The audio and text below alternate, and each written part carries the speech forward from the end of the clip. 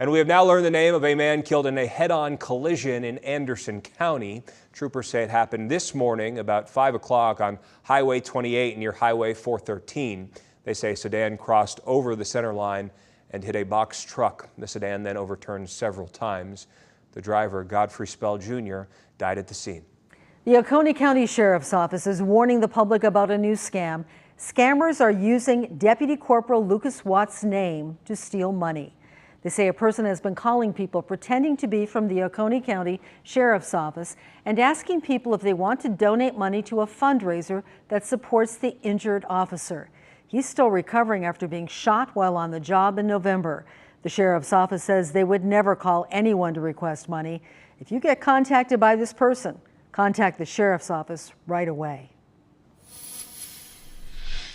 Former President Donald Trump is still on the 2024 ballot in Oregon. The state Supreme Court decided not to hear a case on his possible removal and wait for the U.S. Supreme Court to rule on his eligibility. The liberal advocacy group Free Speech for People filed the lawsuit last year, citing the 14th Amendment's insurrection ban. Trump has already been removed from ballots in Colorado and Maine. The Supreme Court is scheduled to hear arguments on the Colorado case next month. Federal prosecutors are pursuing the death penalty against Buffalo's supermarket shooter, Peyton Gendron. This is the first time this has happened under the Biden administration. The 20-year-old Gendron is facing numerous hate crimes and firearms charges after killing 10 black people at a Buffalo supermarket in 2022.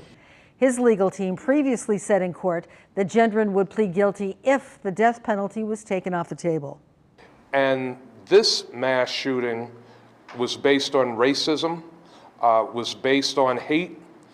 It was evil, and the death penalty, in my estimation, certainly should apply. Gendron is already serving a sentence of life in prison with no chance of parole after he pleaded guilty to state charges of murder and hate-motivated domestic terrorism. The death penalty is unconstitutional in New York State, but it is an option in federal cases.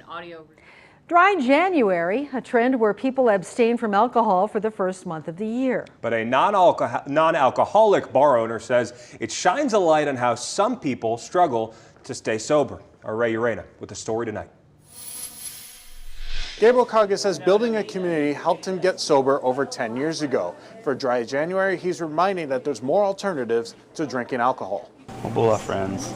For Coggins, it's Kava, a non-alcoholic South Pacific root-made tea. He opened Kava Connection, a bar dedicated to serving the drink, a few years after he conquered his addiction to drugs and alcohol. When you're working with the staff that's like all high schoolers and you're 19, so I mean you're not too far out of high school, but you should be getting your act together at that point. And here I am snorting a pill in a bathroom while these teenagers are able to work an 8-hour shift without having something to feel normal. As people take on Dry January, he says it can show how much alcohol is around someone's daily life.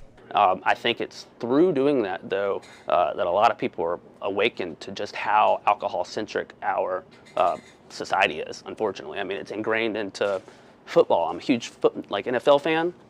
Man, it's NFL and it's like drink beer. It's good for us to understand how much a part of our culture it is. Dr. Matt Delfino of Bon Secours AFC Urgent Care says Dry January is not for people with a dependency issue.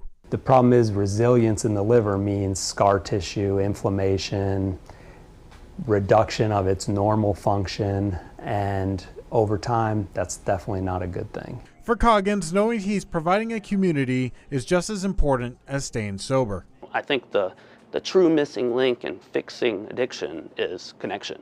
And I think that's what helps people stay sober. I think that's what helped me stay sober. Coggins hopes Dry January can serve as a small window into what a life of sobriety could look like. In Greenville, Ray Urena, WYFF News 4.